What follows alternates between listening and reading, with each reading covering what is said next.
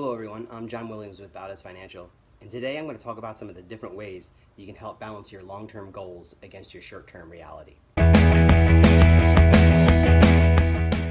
As we start to emerge from COVID-19 pandemic and life shifts back to normal for some of us, I have a lot of folks who are telling me that they're struggling with thinking about their long-term planning, and this makes perfect sense. I mean, we've seen how quickly these long-term plans and goals can just be turned upside down, and the pandemic was a perfect example of that.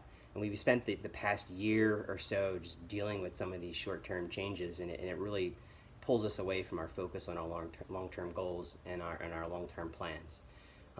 So today I want to talk a little bit about some of the ways that you can kind of bring those long-term plans back to and connect them to some of the struggles and some of the things that you're dealing with on the short term. One way is by thinking about your long-term plans as a series of short-term challenges rather than just one uninterrupted straight line. You know, a lot of times we think about plans and we get derailed when things don't go exactly the way that we expected. And when people think about financial planning, sometimes they think, all right, you have the plan, you follow it, and you hit your goals. Well, financial planning is just as much about putting in place different options when things do come up and things do change. And the reality is things are going to change and things are going to come up, so the best plans are going to have this flexibility built into them. So here are three simple strategies that you can help to train your mind and get it back into this long-term focus. One is create a future you mindset. Now this sounds a little woo-woo, if you may, but it's actually based off of this future orientation concept. And what this is basically you're building this future you know, where you see yourself in the future, and everything that you're doing is actually helping yourself get to be that person.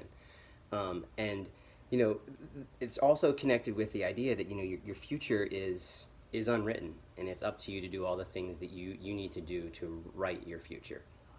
Now, the second point is to prioritize flexibility over certainty. Now, as humans, we're wired to look for certainty, you know, and when things get away from that certainty that we built in our minds, you know, it's really hard for us to cope. So one of the things we want to do is shift our mind to this flexibility mindset.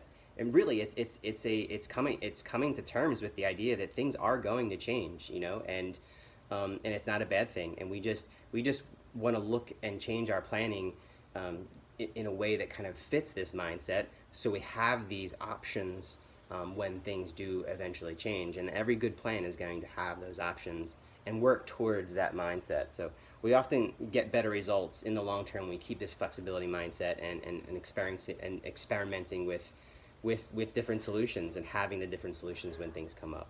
Now, the third point is recognizing how our emotions affect our decisions. You know, we've all had those times where we've acted in the moment.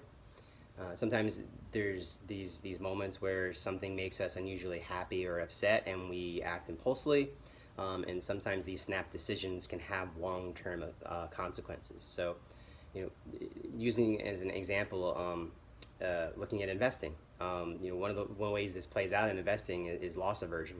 You know, it's a cognitive bias that causes you know, us to be so focused on avoiding loss that we often miss out on some of these long-term opportunities. We lose focus on this long-term strategy that we may have in place.